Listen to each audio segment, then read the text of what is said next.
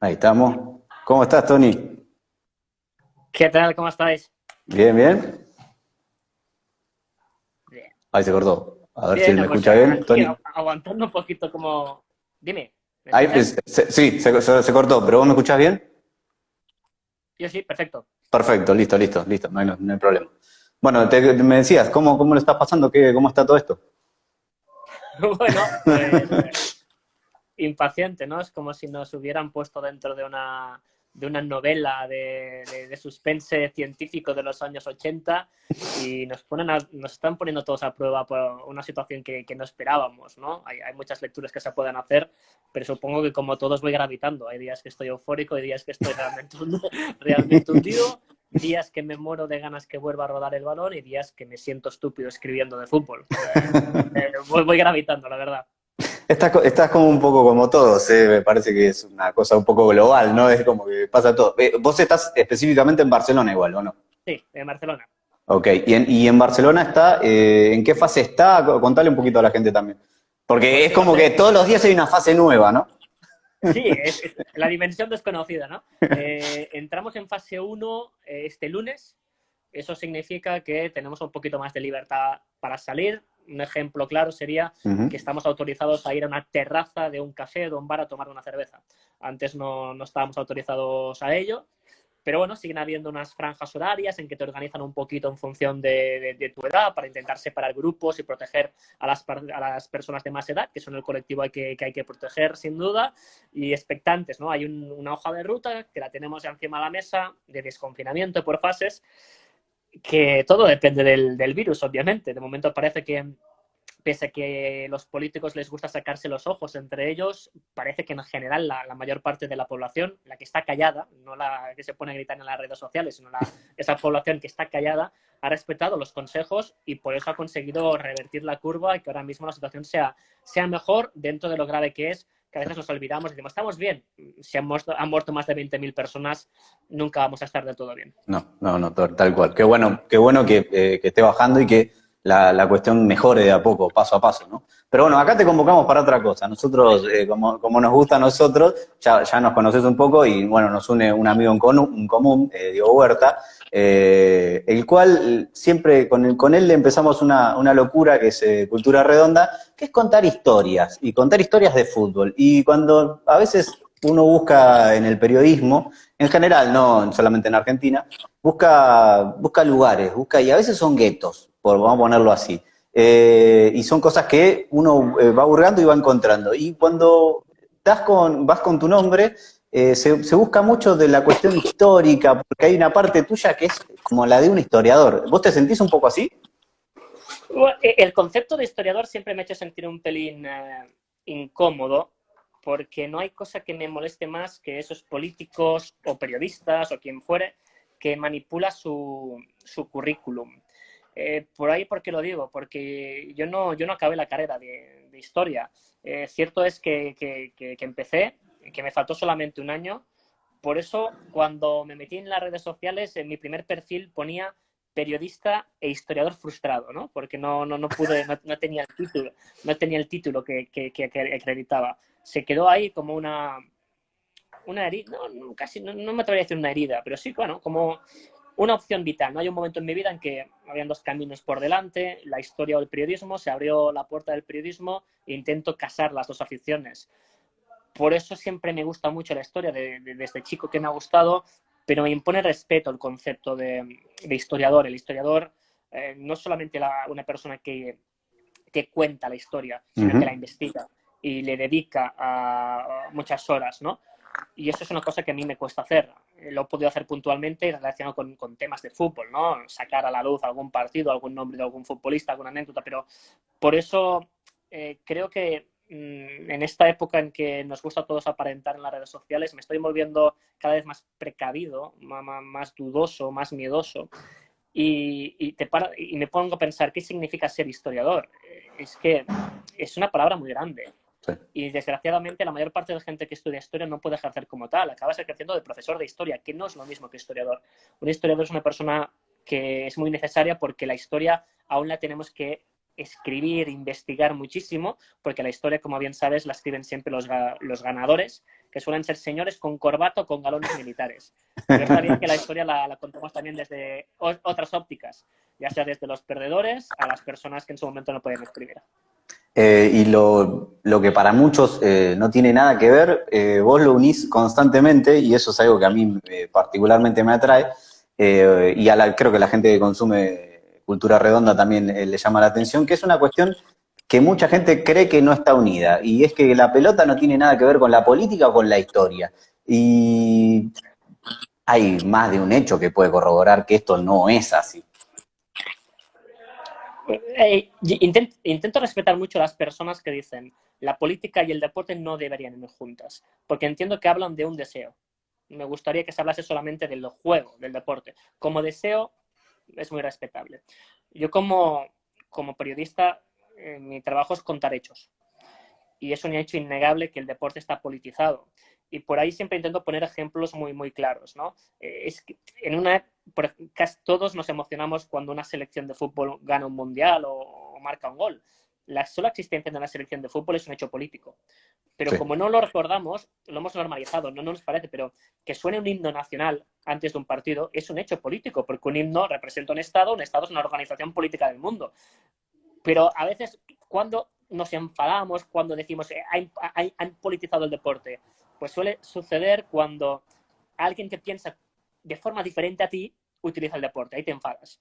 Pero es que en ocasiones cosas que a ti te gustan ya son un acto político. Y por eso una de las cosas que más me ha fascinado es investigar la historia del movimiento olímpico, porque todo viene un poquito de ahí, ¿no? Cuando el barón Pierre de Coubertin decide que se va a recuperar el movimiento olímpico, hablaba solamente de personas, hombres, porque las mujeres estaban excluidas en ese momento, hombres, que competían por el honor, por la gloria, por los valores. No hablaba ni de medalleros, ni de naciones, ni de eso se lo inventaron después y empezaron a organizar el deporte en función de una bandera. Y ya tenemos en 1906, 1908 los primeros casos de atletas que les dicen, ¿usted quiere competir? Sí, claro, lo tiene que hacer debajo de esta bandera. Y quizás esa persona decía, pero es que esta bandera a mí no me gusta. Creo que el primer atleta rebelde es un saltador de triple salto británico que le dicen, salga usted detrás de la bandera británica. Le dice, es que yo soy irlandés. En esa época en que toda Irlanda aún estaba sometida por el Reino Unido. Así que ese irlandés ganó y se sacó la bandera verde de Irlanda. Y eso pasó en 1906 ya. Por tanto, es que respeto quien diga que el fútbol y la política, el deporte y la política no se debería juntar, pero me parece utópico, porque básicamente la política se mete en todo. Se mete en la economía, se mete en la cultura, se mete incluso en decisiones de cómo se organizan las ciudades. La política se mete en todo y se ha metido en el deporte hasta el fondo. Ahí ya la gente está comentando y hay algo que ya, lo primero que me dijeron cuando dije que iba a hablar con vos, es hablar de Polish Boyfriend. No voy a seguir con esto, voy a tocar el tema más adelante o vamos a intentar no seguir por esto porque no hay un mensaje. Cuando mandé la captura de que íbamos a hablar con vos, lo primero que me llegaron fueron 4 o 5 mensajes. Por favor, preguntale qué es esto o de dónde, no, qué es esto, no, de dónde nació esto. Voy a seguir por donde veníamos, después te voy a preguntar sobre esto. Y volviendo a lo con lo que me decías, también hay una cuestión que tiene que ver con los movimientos sociales en el fútbol. ¿Cómo lo aparentás un poco con la historia y un poco con lo que viene, con lo que sucede? Mucha gente no toma un club como un movimiento social, sino simplemente como una entidad de fútbol. Sí, la forma en que te enamoras de un equipo de fútbol es muy variada. Te puedes enamorar porque gana. Hay gente que busca un triunfo, busca una entidad deportiva que le dé victorias. Suele ser personas que en su vida no tienen victorias, entonces buscan un colectivo que los haga sentir bien. Hay gente que se enamora de un equipo de fútbol por un jugador. O sea, yo tengo un amigo que no ha pisado nunca Argentina y es un enfermo de River porque le gustaba Francescoli, y tiene un familiar que es un enfermo de Boca porque le gustaba Riquelme. Y son dos chavales catalanes que se pelean por Boca River y no han visitado nunca un superclásico, ¿no? Se enamoraron por un jugador. Y luego te puedes enamorar como bien decías, por el fútbol, un club de fútbol interpretado como una representación de un colectivo social. Y eso es muy importante. Ahora que está de moda esta serie que se ha visto en Netflix, del The English Game, ahí yo creo que se dan muchísimas claves. Como antes decíamos, los políticos van a utilizar el fútbol. Lo que no imaginaban es que los colectivos que quieren cambiar el orden político también podían utilizar el fútbol. Y por eso algunos de los clubes que hoy tienen más personalidad, pienso en el Celtic de Glasgow en Escocia, está fundado por inmigrantes que se sentían marginados en su sociedad. Ellos eran católicos en una sociedad protestante, tenían peores sueldos, peores contratos, no tenían acceso a las mismas condiciones, así que armaron un club de fútbol donde consiguieron una serie de victorias y se juntaron y empezaron a cambiar la sociedad. Para mí es muy importante. Lo que hace tan especial el fútbol es esta capacidad de ser el representante de comunidades, pero no solo desde un punto de vista político. Hay muchos clubes de barrio y creo que la Argentina y el Gran Buenos Aires es uno de los grandes ejemplos, que hay unos clubes que dan un sentido a una comunidad, que la articula, que es un punto de encuentro, que es un punto de ayuda. Y eso me parece que es vital salvarlo en una época en que parece que con un teléfono móvil estamos conectados, pero perdemos la capacidad de estar interconectados entre nosotros. Por eso este concepto que los británicos han bautizado como el community club, el club de comunidad, para mí sigue siendo muy especial. Hay gente que en el fútbol buscará solamente un buen partido, una victoria, pero hay gente lo que busca es un hogar. Y el fútbol para muchos es un hogar. Y te pasa o lo podés asociar también con, bueno, en Argentina quizás es un poco, hay un poco o mucho de romanticismo con ciertas cosas. Uno es hincha de un Solo un club, poco. un poco bastante diría yo, sí es verdad. Hay mucho romanticismo hoy por hoy, encima con todo este tema de la pandemia, hay muchísimos clubes haciendo ollas populares, llamando a la gente, gente que vive en la calle yendo a comer a los clubes o durmiendo en los mismos clubes, pero más allá de eso, hay cierto romanticismo de muchos que es totalmente palpable para la vista de algunos, no para la vista de todos. Sí, al final, un poquito como decíamos, cada club tiene una personalidad y decide qué quiere ser, ¿no? Toma sus propias decisiones. Aquí en España tenemos un ejemplo clarísimo cuando yo era pequeño y antes no se hablaba de los dos grandes. Habían quizás tres grandes, porque había Tres. también el Athletic de Bilbao. Sí. El Athletic, cuando llegó la ley Bosman y la globalización del mercado, tomó una decisión. No quiso entrar a la competencia para ganar títulos, aceptó que no iba a ganar casi nunca más, pero decidió que sería importante en su comunidad y que sería ese punto de encuentro romántico. ¿Qué cosa más romántica en el mundo que jugar con jugadores que han nacido en tu barrio, en tu pueblo, o que son hijos de inmigrantes que han llegado a tu ciudad, como Iñaki Williams, que sus padres son de Ghana, ¿no? Y decidieron tomar ese camino. Y eso pasa también en los barrios, ¿no? Hay clubes que van creciendo y en un momento tienen que tomar qué decisión toman. Y al final es como un gran juego infantil, ir tomando continuamente decisiones. Si tú quieres llegar a primera, tienes que decidir si vas a pagar mejores sueldos a mejores jugadores. Vas a necesitar dinero. ¿Le vas a subir el precio del abono al hincha fiel? ¿O vas a tomar decisiones de no lo voy a abandonar? Y eso ha pasado en la historia del fútbol argentino. Clubes de barrios modestos se han convertido en grandes símbolos globales, pero algunos han seguido siendo el club de barrio, sí, que quizás solamente recuerda una vez que estuvo en primera, o un ascenso, o poca cosa, pero que es mucho para mucha gente, porque el club no lo abandonó. Y a mí, esto para mí es muy importante en el mundo del fútbol. En esta época en que se habla tanto de táctica, de big data, de estadística, yo creo que si olvidamos que el fútbol es algo más que eso, yo creo que vamos a tener un problema grave, ¿no? A mí cuando la gente me cuenta qué es para mí mi club de fútbol, que es el Sabadell, el equipo de mi ciudad, siempre digo que por encima de todo el Sabadell es mi gente. Son mis amigos y también son obviamente mis familiares, porque mi recuerdo de la familia unida, mi mejor recuerdo que tengo de mi familia unida, mi padre, mi madre, mi hermana y yo, es cuando insultábamos juntos al árbitro. Qué extraño cuando pasan los años y uno siempre vuelve a ese romanticismo del principio, porque es imposible no quitártelo. Está como, ya está instalado y está en tu corazón y es muy difícil que digas, no, la verdad que, y más allá de que tu trabajo sea analizar, ver partidos, uno no pierde cierto cariño por algunas cosas. No, es así. El día que se muera mi hincha, yo creo que dejo este trabajo. Yo al hincha lo tengo que mantener vivo. Por eso me gusta mucho una frase de un poeta, Javier Marías. Él es madrileño y madridista del Real Madrid. Él define el fútbol como el retorno semanal a la infancia. O sea, que con 50, 60 años te vuelves un niño, otra vez. Sí. Y es cierto que si alguien no le gusta el fútbol, nos mira y dicen, ¿qué hace esta gente? ¿Por qué está llorando este señor de 50 años porque un balón no ha entrado? Entonces la gente ahí se vuelve un poco loca. Y este niño pequeño yo no lo quiero perder. Y por eso el hincha es muy importante. Lo necesito, lo tengo que cuidar. Y incluso por eso lo que he hecho en ocasiones es intentar separar mi actividad periodística de mi equipo. A mi equipo voy como hincha. Me quiero permitir el lujo de ponerme una bufanda, de gritar e ir pagando mi entrada. Porque es mi momento de locura y de sufrimiento, ¿no? Luego, como periodista, me toca analizar las cosas, obviamente, con una perspectiva más seria. Sería bonito que hubieran más periodistas que no trabajasen con el club del que son hinchas, porque eso te genera situaciones muy complejas y no siempre encuentras la mejor solución.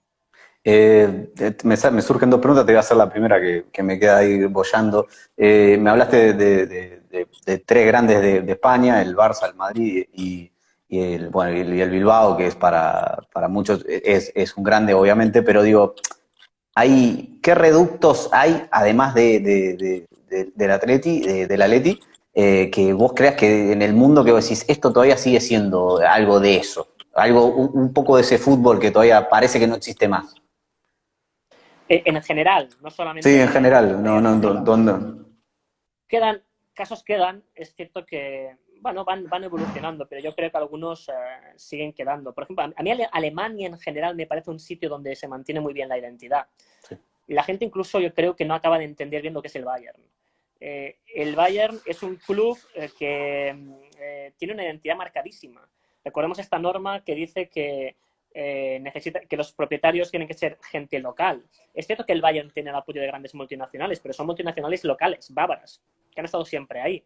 No es que viene alguien de fuera e invierte, es todo talento local. Y Alemania tiene una obsesión en proteger esta idea de que el club tiene que estar vinculado a la comunidad, que ha provocado que sea tan odiado un proyecto que deportivamente es muy atractivo, como es el del Leipzig, que juegan de maravilla, pero en Alemania los odian, porque dicen, sí, pero es que no me gusta. Porque viene un señor austríaco con dinero, compra aquí el club en Leipzig, lo ha comprado aquí como lo podía comprar en Rotterdam, en Moscú, en Mendoza o en Nueva York, que ya lo han hecho en Nueva York. Entonces no les gusta.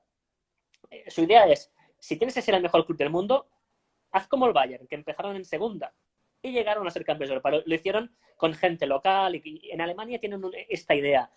Un club que me apasiona es el Celtic de Glasgow, que creo que lo mantiene, porque se beneficia del hecho de que donde hay un irlandés hay un hincha del Celtic, que hay muchos irlandeses en el mundo, pero no olvidan esta identidad. Hacen muchas campañas ligadas a la historia, de apoyo a las... Como ellos dicen, el pueblo irlandés es un pueblo emigrante. Nos marchamos de Irlanda por la Gran Hambruna. Por tanto, hay que entender a quién emigra. Es un club que da mucho dinero a las causas de los refugiados. Creo que sigue siendo un club que tiene por ahí muchísima identidad. Y quedan muchos más, pero suelen estar en segunda, tercera o cuarta división, la verdad. Se complica seguirlos. Por lo menos, no siempre, pero muchas veces se complica seguir a un equipo de segunda. Sí, por aquí dicen el Ajax, y es cierto que el Ajax tiene cosas también muy interesantes. Por ejemplo, una cosa que acaban de hacer los clubes de los Países Bajos, Ajax, Feyenoord y PSV, por ejemplo, aceptaron donar parte de su dinero a los clubes más pequeños del fútbol holandés para que no desaparezcan. Yo creo que esto es un gesto muy significativo, ¿no? Ayudar a la competencia. El Bayern de Múnich en su momento lo hizo. Le dio dinero al Borussia Dortmund cuando el Borussia había perdido incluso su ciudad deportiva porque se lo habían embargado, ¿no? Esta idea es muy buena y luego el Ajax obviamente tiene esta capacidad de potenciar el fútbol local y también de convertir el club en altavoz de un hecho histórico, que es obviamente en este caso el Holocausto, ¿no? El hecho de que una ciudad que tiene una comunidad judía tan importante como Ámsterdam, la mayor parte de ella apareció en los campos de exterminio nazis y el club se ha dedicado de alguna forma a mantener vivo ese recuerdo. La mayor parte de hinchas que vemos en el campo del Ajax con banderas de Israel no son judíos, pero consideran que llevando esa bandera mantienen vivo un legado y mantienen vivo un mensaje.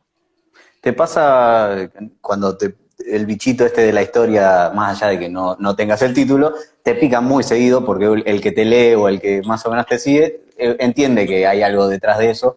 Pero ¿qué hechos dirías o qué hechos te pasaron que vos decís, estoy empezando a investigar algo y de repente me encontré con esto y esto no desconocía totalmente que esto había pasado en el mundo y que te asombró? Yo, mira, uno de los temas que quizás trabajé y me sorprendió muchísimo toda la historia fue la historia de un país relativamente desconocido, pese a que es gigante, que es Etiopía. Una vez, por casualidad, hace muchos años, en una librería de Roma, me encontré con un libro con un futbolista en la tapa. ¿Qué es esto, no? Y era un libro sobre Luciano Basallo, que era un futbolista hijo de italianos, pero nacido en Etiopía cuando estaban los italianos ahí. Me lo compré, empecé a investigar y dije, pero qué historia tan fascinante del fútbol en Etiopía que realmente me dejó alucinado.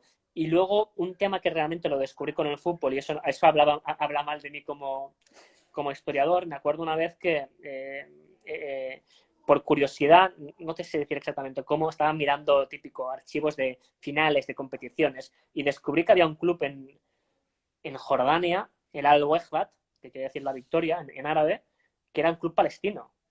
Y descubrí que más del 30% de la población de Jordania es palestina, es refugiada palestina, y por ahí se abrió la puerta de los clubes de refugiados palestinos, que el más conocido sin duda es el chileno, pero que hay equipos ganando la liga en Jordania o en el Líbano que son clubes palestinos. Y luego los hinchas locales nos insultan y marcharos a Palestina. Y ellos dicen, no, es que no nos dejan los de Israel. Y por ahí se armó también una historia bastante interesante. Hay a veces, o no, te voy a decir algo que me sucede a mí y quizás a ver si quiero saber si coincidís. Me pasa muchas veces que me encuentro buscando algo de una situación y termino encontrando 10 cosas o 5 increíbles y me quedo leyendo el otro y la primera parte de la historia se me borró y uno sigue recapitulando cosas y quizás también un texto que empezaste de una manera termina siendo una conjunción de cosas increíbles que a vos, o por lo menos que a vos te resultan increíbles. Es así. Mira, un recuerdo muy bonito que tengo de infancia, un profesor que tuve en el colegio nos animó a hacer un juego. Claro, cuando yo iba al colegio, nene de 7 8 años, no existía internet. Yo presencié el nacimiento de internet. Me acuerdo la primera vez que me conecté a un ordenador, porque fue con 12, 13 años. La primera vez que me conecté a una página de rugby y de forma absolutamente sorprendente, no sé por qué, me acuerdo que me conecté a una página web de Platense, del Calamar. De Platense, de Argentina, termina. Sí, sí, creo que era porque en esa época estaba en primera y estaba en un videojuego, el PC El PC Fútbol, versión Fútbol. argentina, Sí. y me dio yo jugaba con ese equipo y busqué una página web y mi primera web es Platense, imagínate. Bueno, antes de eso, sin internet, el paraíso eran las enciclopedias. Claro. Y el profesor nos decía, abre la enciclopedia en una página cualquiera, busca una entrada y cada vez que hable de un nombre, un lugar, una palabra que tú no sepas qué es, lo vas a buscar. Y empezabas en un sitio y no sabías dónde acababas.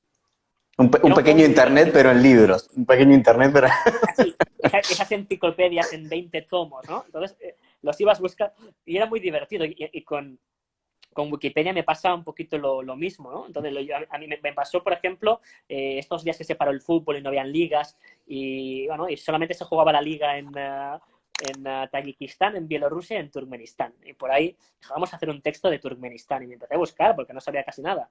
Y en la página de la Wikipedia de fútbol Tayikistán, de Turkmenistán ponía el único jugador de Turkmenistán que jugó con la selección soviética era Valery Broshin.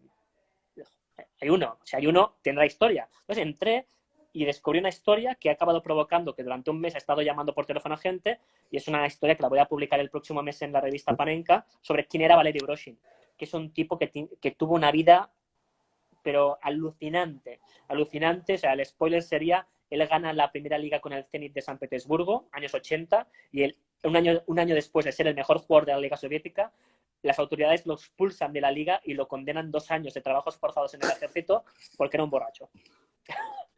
Y este tipo Yo es alguien que yo decís increíble, lo abrazaría, porque diría, estas cosas son esas situaciones que vos decís, ay, necesito hablar con este hombre, o necesito que alguien me cuente más sobre él. La lástima es que está muerto. Sí, sí, por eso, en este caso no se puede, pero Y bueno. falleció joven, pero una cosa absolutamente, falleció joven de un tumor que le nació, de una quemadura que se hizo en la lengua haciendo un asado. No, porque se ve que los rusos son como los argentinos, tenéis este punto en común, que les gustan también mucho los asados. Y se quemó en un asado y por ahí acabó falleciendo el pobre hombre con 50 años. ¿No? Pero una historia absolutamente surrealista, de esas que disfrutas descubriendo. No spoilemos más porque si no, nadie va a comprar la paneca. Mentira, la gente lo va a comprar, quédate tranquilo. Pero acá hay alguien que me pregunta si podés decir el nombre del libro del jugador de Etiopía. Si te lo recordás. Sí, era en italiano, Luciano Vassallo, un héroe en Abisinia, un héroe en Abisinia se llama. Está descatalogado. Sí. Cuesta bastante de encontrar, pero luego por ahí la historia de Vassallo yo la escribí haciéndole un capítulo ahora ya no me acuerdo si fue no, en el libro que tienes ahí detrás, en el libro, en el Atlas, el capítulo de Etiopía es la historia de Luciano Vassallo. Sí, bueno, entonces ya está. Si alguien la quiere leer, que vaya a las fuentes, podríamos decir tranquilamente.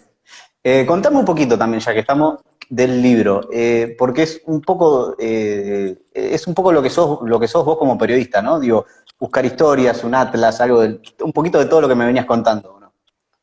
Sí, un poco infantil también, ¿no?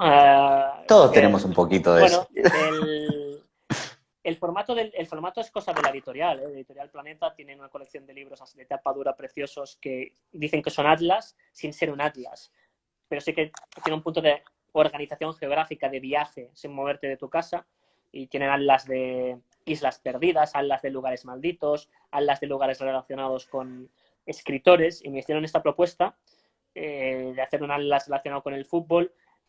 Cada capítulo tiene una ilustración que hace que sea bellísimo, de un ilustrador que es Pep Boatella, que es vecino mío, vive en el mismo barrio, compartimos barrio, que es el barrio de Gracia, que es un barrio bastante peculiar que tenemos aquí en Barcelona, un barrio con muchísimo carácter, podríamos decir.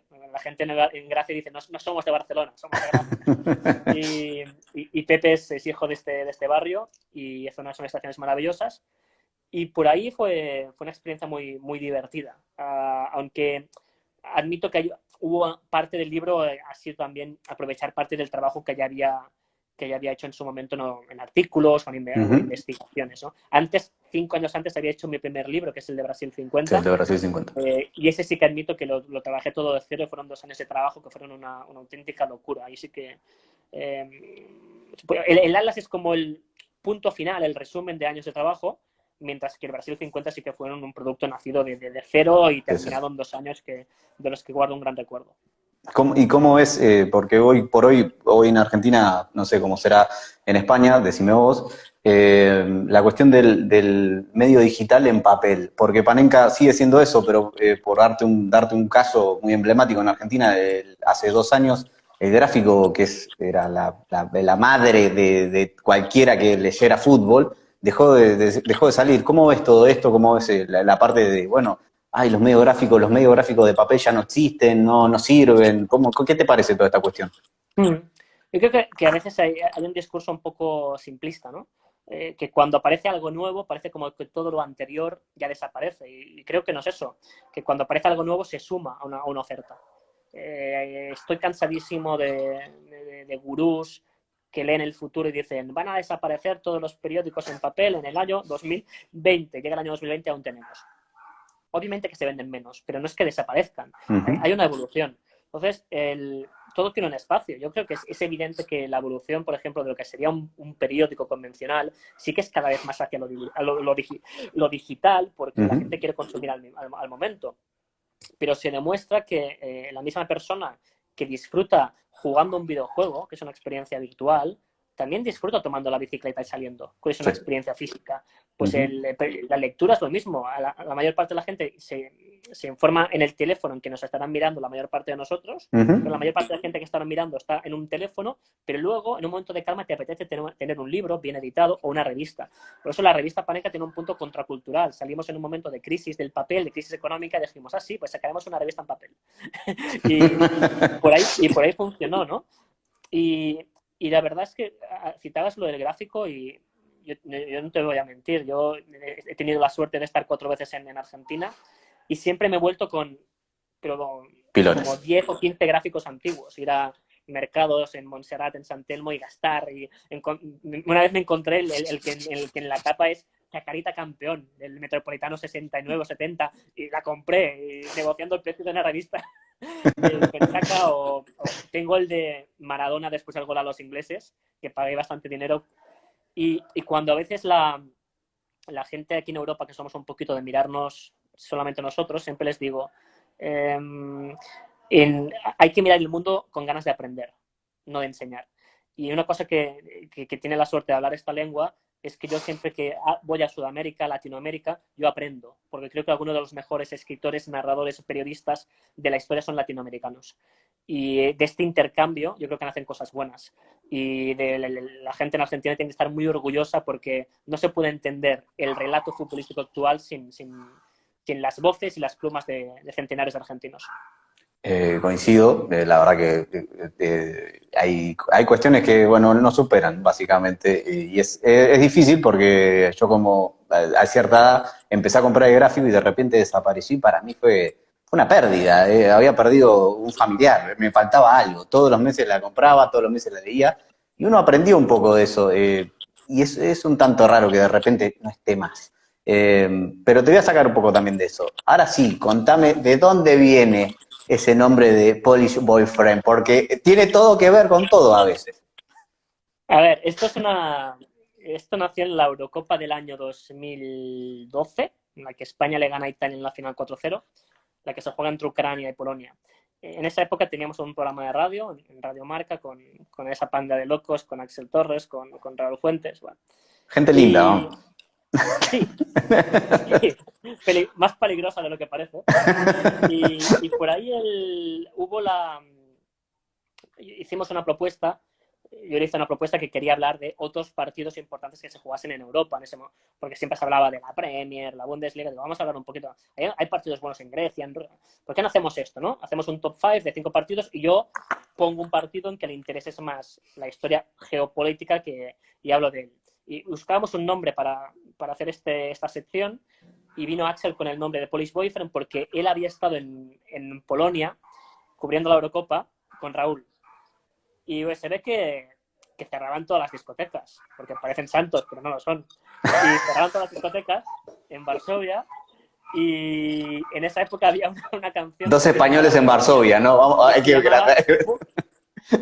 la canción se llamaba Polish Boyfriend, de un grupo que ni me acuerdo, pero si la gente va a YouTube y pone Polish Boyfriend, les saldrá una canción que se convirtió en la sintonía de la sección en radio y luego acabó dando nombre a la sección. Y yo lo odiaba, decía, es que me parece un nombre ridículo, lo quería cambiar y Axel impuso su criterio de director del programa y se quedó y ahora ya le tengo estima. Pero si la gente busca en YouTube Polish Boyfriend, verá que hay un vídeo con una estética kitsch pop terrible, pero una canción pegadiza que no la sacas de la cabeza.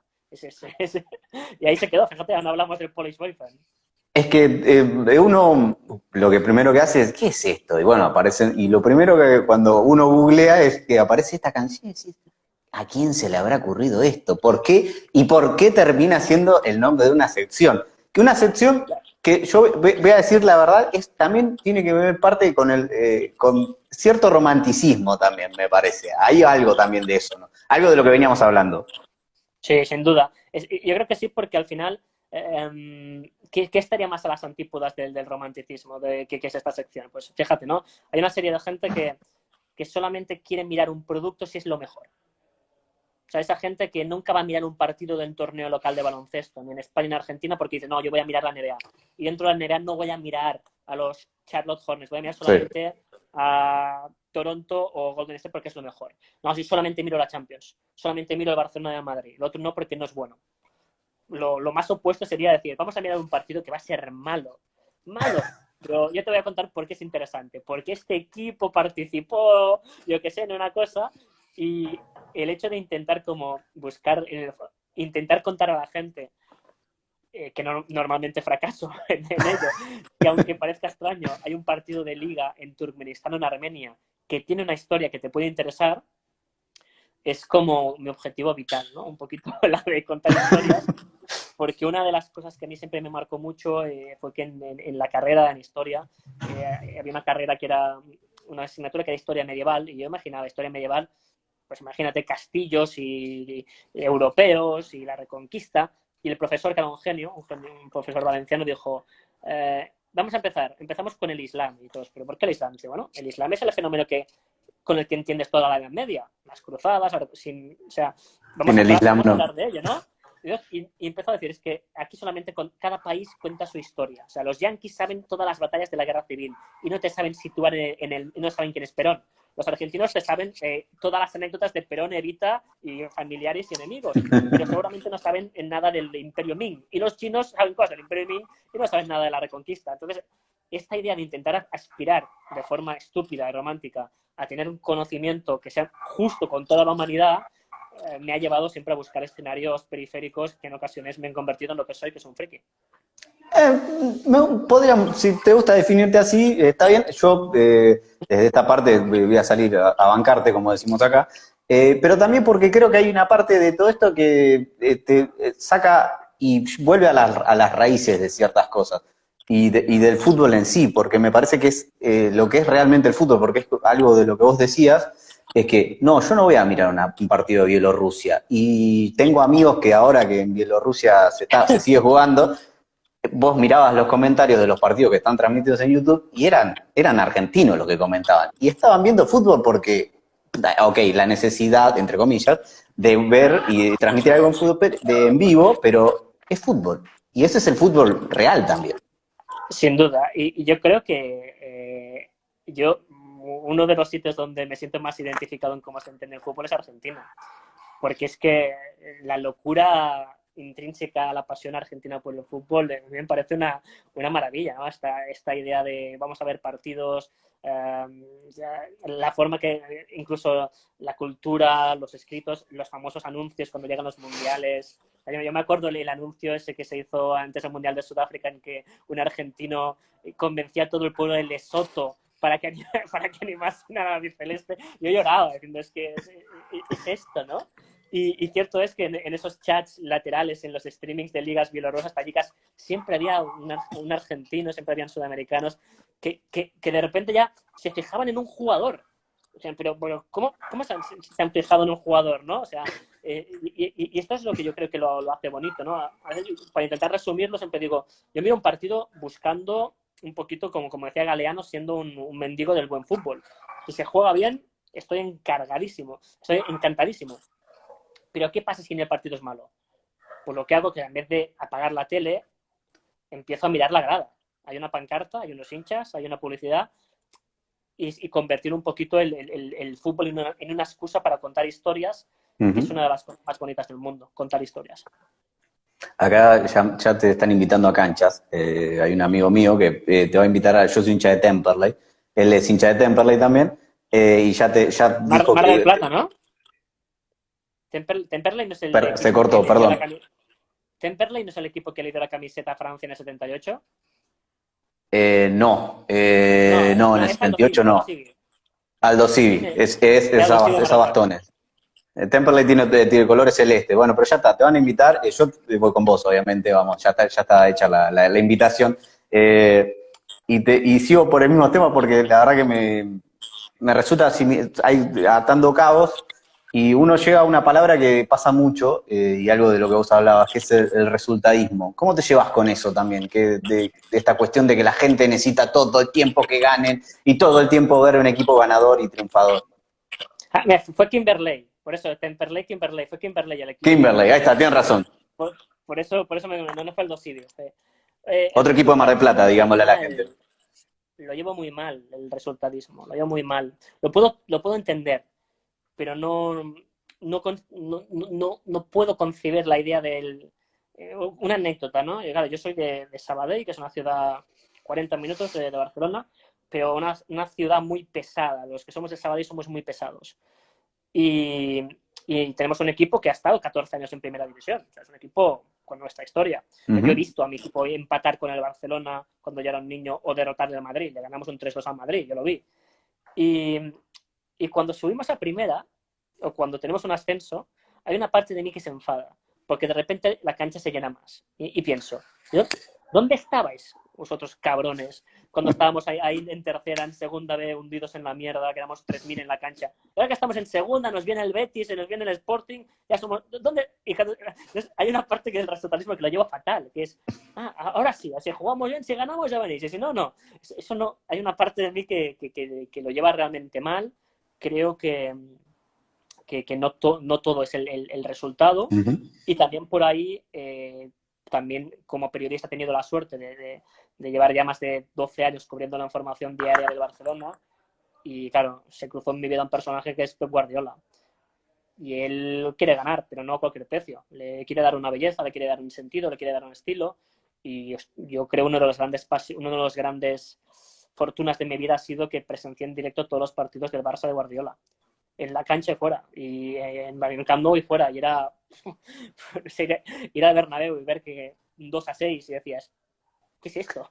¿Qué pasó? ¿Qué maravilla? O sea, el Barça quiere ganar siempre, pero hay una corriente interna que lo quiere hacer con sentido y con belleza, y por ahí esto me gusta. Y siguiendo con el tema del Barcelona, ya que estamos, porque a veces es lo mismo me pasa, cuando hago las entrevistas me pasa lo mismo cuando hago una nota, se me disparan cosas, y a veces retengo una nada más. Y siempre, tuve vacaciones hace poco en Barcelona, y a mí me cautiva mucho la cuestión del independentismo. ¿Y cómo lo toman los clubes? ¿Cómo ves los roles de los clubes en esto también? Yo creo que los que somos de aquí lo asumimos con mucha normalidad, porque no es un fenómeno que ha salido de repente con una secta. O sea, siempre ha existido el independentismo. En ocasiones ha sido muy minoritario, en ocasiones ha tenido más fuerza, pero siempre ha estado. Y que el Barça ha sido un club catalanista, es que lo ha sido desde hace más de 100 años. Hay un texto ya de 1917 en que la directiva del Barça se manifiesta a favor del derecho de autonomía de Cataluña, a favor del derecho de... O sea, el Barça ya hizo un texto político en 1917. Por eso cuando hay gente que se sorprende, digo, o sea, si estás en contra me parece bien, pero no concebo que te sorprenda, porque es que hay una tradición larguísima. En 1923 al Barça le cierran la cancha medio año porque abuchan el himno de España. 1923. O sea, no estamos hablando de... Sí, pasaron 100 años Por ya, eso, casi. claro, no sé, por eso yo lo vivo con mucha normalidad. Ya doy por hecho que el Barça siempre ha sido un club con una clara tendencia. O sea, las peleas que hay entre los directivos del Barça casi es si solo eres catalanista, no eres independentista, o es que también eres independentista. O sea, porque cualquier tendencia política se pelea entre sí, y el catalanismo se saca los ojos también entre sí. Por tanto, claro, eso hace que yo lo asuma con mucha naturalidad, pero cierto es que en el extranjero sí que eso provoca a veces un shock, ¿no? Un shock porque a veces desde la distancia, desde fuera, tendemos a mirar los mapas como si fuera una cosa que no se mueve, ¿no? Sí. Entonces, cuando descubres que entonces tú piensas, mira, aquí hay un país cualquiera, ¿no? Y dices, yo qué sé, pues Rusia. Pues te imaginas que todos los rusos se sienten igual de rusos. Luego descubres que no, que hay minorías, que hay movimientos independentistas, que hay diferentes... Y que la historia ha ido moviendo las fronteras y las identidades, y que están mezcladas, como nos sucede en Barcelona, que es una ciudad cosmopolita donde te encuentras 1000 lenguas y donde está todo mezclado. Por eso, al final, sí que es cierto que entender bien un fenómeno precisa de tiempo y muchas ganas de escuchar. Y estamos en una época en que a la gente le gusta más gritar o hablar que no escuchar. Y el caso de lo que está sucediendo en Cataluña me parece que es un caso muy complejo. La gente a veces lo quiere simplificar, porque necesitamos simplificar las cosas para entenderlas, pero es que es muy complejo. Es un conflicto que fecha de más de 300 años. Hay una pregunta de los clubes regionales, cómo lo toman el independentismo. No sé si hay una diferencia o si está marcada o no básicamente con lo que pasa en el Barcelona. Es interesante, ¿no? El Barça siempre ha actuado un poquito como si fuese, Bobby Robson lo definió, el ejército desarmado de Cataluña. Entonces, el Barça, para muchos hinchas del Barça, el Barça es lo más parecido a una selección de fútbol catalana oficial. Hay hinchas del Barça que en los mundiales animan al equipo donde juega su estrella. O sea, en el último mundial, en media Barcelona iba con Argentina porque querían a Messi contento. Claro. De la misma forma que en el 94 iban con Bulgaria por Stoichkov. Y preferían estos a España. Pero también hay muchos hinchas del Barça aquí que van con España y no son independentistas. O sea, hay mucha variedad. Pero sí que es cierto que el Barça es un club catalanista. Entonces, como ha sido tan central, eso ha provocado que los otros clubes a veces casi no tienen ni la necesidad de mojarse en el debate, pero se acaban convirtiendo en clubes que representan la realidad de... Ay, mira, por aquí me rectifican y tienen razón, ¿eh? Fue Manolo Vázquez Montalbán el que dijo lo de... Ok, sí, no hay problema. Nos corregimos. Por ahí me rectifican y tienen razón. Sabadell, Girona, Lleida, el club representa la ciudad con toda su pluralidad. Entonces no se significan por ser una cosa a la otra. Incluso yo muchos años en el Sabadell era muy normal ver en un lado una bandera independentista, en el otro una bandera española, y todo junto, ¿no? O sea, eran más clubes que representan la realidad, pero sí que siento que el peso del Barça en Cataluña es alucinante. Debe ser una de las partes del mundo en que un club solo arrastra más pasiones porque tiene un punto de representación internacional. Y ya que estamos, y porque lo han anunciado hace poco, ¿cómo es el regreso de la liga ya, a pesar de los problemas que sigue habiendo? Bueno, esperando, en principio debería volver el 11-12 de junio con un derbi de Sevilla, que es una cosa, una bendita locura apasionante, que es un tesoro y sin público será doloroso de ver. Y avanza todo bien. La idea es que se pueda volver en este retorno que solamente tiene un objetivo claro, que es el económico, es salvar dinero. Y no lo ocultan, las autoridades lo dicen.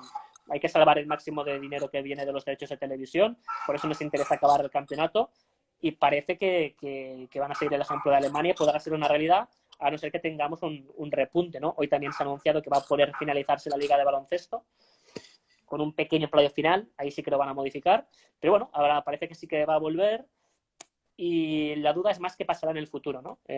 Si empieza la próxima temporada sin hinchas en la grada, eso puede ser muy doloroso, ¿no? Hay parte de hinchas que están dispuestos a aceptar este final de temporada como una forma de salvar el dinero, salvar lugares de trabajo, pero también hay muchos hinchas que tienen la sensación que esto va a ser una excusa para desconectar aún más el fútbol de la gente. Y aquí hay un debate muy, muy fuerte. Hay mucha gente que tiene miedo que esto acabe de alejar un poquito más el fútbol de primera de los aficionados. Eso te iba a decir, porque hay una parte donde, bueno, en Alemania uno ve hinchas pancarta, porque son gente de cartón, la cuestión de la imagen en cartón, pero también hay un poco de eso quizás en muchas de las cabezas de la gente, que es la gente, o el público en general, o lo que quieren es lograr que la gente se vaya de la cancha. ¿Te parece que es un poco eso? Bueno, depende. Fíjate, el Barcelona, por ejemplo, tenía una situación muy compleja, ¿no? El Barça tiene lista de espera de hinchas locales que quieren ser abonados y entrar en la cancha. Y como siempre estaba todo lleno, no se podía. Pero a la vez, esta es una de las ciudades que recibe más turistas del mundo y todos querían ir a ver un partido. Entonces, por ahí el Barça lo que hizo fue crear un sistema que tú con una aplicación en el teléfono decías, Barça-Getafe, hoy no voy. Lo liberabas, el Barça podía vender esa entrada a un hincha extranjero, un turista, a 10 veces el precio. Y el Barça lo fomentó, porque le daba beneficios económicos. Pero luego incluso el mismo club ha rectificado. Y ha dicho, sí, pero de repente eso es peligroso, ¿no? Porque acostumbras al hincha de siempre a no ir, el ambiente se queda un poquito más frío, y ha generado un debate muy, muy interesante. Cada club yo creo que actúa de una forma diferente. Hay clubes donde claramente hay una propiedad que está intentando silenciar cualquier hincha que sea crítico. Un ejemplo claro ahora mismo es allá de Valencia, con la propiedad de Peter Lim, un empresario de Singapur que ha invertido mucho dinero, pero no le gustan las voces contrarias, y otros clubes que facilitan que los hinchas hagan lo que quieran y tengan una voz. En Alemania pasa un poquito lo mismo. En Alemania hemos visto algunos partidos que detrás del arco hay una pancarta gigante, el fútbol sin hinchas no es nada, y es que la directiva permitió a un hincha le abrieron la cancha, cuelga usted la pancarta y se va. Eso es un club que respeta la voluntad y la voz de sus hinchas. Otros clubes no lo han permitido. Entonces aquí creo que tenemos un poquito el debate también, ¿no? De todo. Hay una cierta tendencia a silenciar a los hinchas que se quejan de que cada vez hay un fútbol en que la prioridad parece más el negocio y no, por ejemplo, pues estar relacionado con una comunidad o que tenga unos valores. Hay una parte de esto que también uno de los chicos cuando me dijo, le dijimos que íbamos a hablar con vos, me dijo, preguntale de la Naction League. Me dice, a mí me parece, y es una opinión de él, de Nico Quiroga, vamos a mencionarlo ya que estamos, que es un poco desigual. no está marcada, es una cuestión básicamente de los poderosos contra los ricos y el que es pobre o el que es débil, en este caso, no tiene la capacidad de crecer. ¿A vos qué te parece todo esto? Yo creo que el fútbol no deja de ser un reflejo de la sociedad. Y la economía ahora mismo la estamos viendo. Es una economía donde los ricos cada vez son más ricos y los pobres cada vez más pobres. Dentro de los estados y interconectados. Los países ricos más ricos y los pobres más pobres. Y eso está pasando lo mismo con las elecciones. Todo el mundo acepta que hay demasiados partidos, que hay que vaciar el calendario, pero nadie quiere darle el brazo a torcer. Nadie. Por ahí se han buscado un poquito esta solución de dividir en categorías esto, pero si lo analizas desde un punto de vista, yo creo, ético, lo justo es que un país tan pequeño como San Marino tenga la posibilidad de derrotar a Francia. Luego le van a meter 7. Y aunque marcan un gol, como cuando le marcaron un gol a Inglaterra en 20 segundos y se volvieron locos. Luego perdieron 1-5, pero ellos ganaron. A mí me parece que la justicia de las elecciones es esa, que todos los países tengan la misma oportunidad. Luego el mejor gana. Y empezamos a dividirlo, se demuestra de nuevo de que estamos caminando hacia un fútbol cerrado, más parecido al modelo norteamericano, este modelo que sería un poquito la NBA. La NBA es eso, una liga cerrada en que el espectáculo es mayúsculo y maravilloso, pero también se producen decisiones muy bestias. Yo cuando era adolescente, mi equipo de la NBA eran los Seattle Supersonics, porque en esa época yo era muy grunge y me gustaban Pearl Jam, estos grupos de Seattle. Me hice del equipo de Seattle y luego vino el empresario y se los llevó a Oklahoma. Y aún hay gente en Seattle llorando, diciendo, devuélvanme mi equipo. Pues esto en el fútbol europeo, sudamericano, si pasa, muere alguien, queman coches. Algo pasa. Sí, sí. Pues en América, pues vienen, lo firman y como mucho hacen una camiseta, ponen un insulto en Twitter. Hace 2 o 3 días charlábamos, un colega mexicano charlaba con Taufik Raut, que está jugando en Nicaragua, y le preguntaban justamente eso, de esta cuestión de, él es mexicano y está jugando ahí, pero le preguntaban cómo veía la óptica de, bueno, yo no soy más del Barcelona, el Barcelona lo compro y me lo llevo a Sevilla. Total, no pasa nada y queda todo en eso. ¿Qué te resulta de esa concepción del fútbol que para nosotros es tan extraña, ¿no? Bueno, hay que intentar respetar, ¿no? Sí, sí, obvio. Pero es cierto que a veces hay cosas que no las puedo entender. También, claro, cada país es diferente. Nicaragua es uno de los poquitos lugares del mundo donde hay un deporte que es más importante que el fútbol, que es el béisbol, que en Nicaragua es religión, siempre lo ha sido, como puede ser en República Dominicana o históricamente en otras zonas de la región, ¿no? Pero no deja de ser un reflejo de la sociedad. Muchas de estas sociedades a veces pues se ha conseguido evitar que tengan un sentido de comunidad fuerte, es decir, comunidades con muchísima inmigración. Entonces, si a la gente ya le pones en la cabeza que el futuro no está dentro de tu comunidad, tampoco va a luchar por un club de fútbol, como tampoco va a luchar por salvar el teatro o la escuela municipal, porque ya, bueno, pues me hago las maletas y me voy. La economía global lo está cambiando absolutamente todo. Todo. Y acabas teniendo pues ejemplos pues así, ¿no? Que hay estadios y ligas vacías, mientras hay países en el mundo donde todos los niños llevan la camiseta del Chelsea, ¿no? Es una cosa como, bueno, pues perfecto, no sé. A mí me cuesta porque yo entiendo el fútbol como eso, ¿no? Como un punto de sentimiento de comunidad. Yo no hay cosa que respete más y que me guste más que el hincha que ha sido socio de un equipo que ha estado en primera, en segunda, en tercera y en cuarto. Para mí eso es un motivo de orgullo.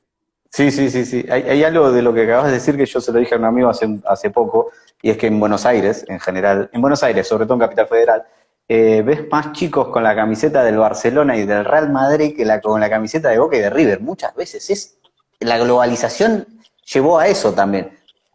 Es increíble, como Sí, movimiento, ¿no? por eso da que pensar, ¿no? Y a mí esto no, bueno, no me acaba de gustar. Le quita, yo creo, un punto romántico a la vida, de que todo acaba siendo siempre los mismos. Y es que a mí me cuesta, claro. Yo me acuerdo de levantarme de madrugada a ver las viejas copas intercontinentales. Eran algo equilibrado. Sí. Era fascinante, ¿no? y ahora, pues, tú sabes que va a ganar el europeo, sí o sí. Sí, sí, ya lo sabes, sí. Pero claro, pero europeo, pero a ver, muy bien. Y el Liverpool, vale, delantero este es de Egipto, este es de Senegal, este es brasileño. Y vale, muy bien, el Liverpool, pero ¿de Liverpool quién hay? Hay uno. Ah, Uno perfecto. solo. Lo hacemos capitán y felicidades.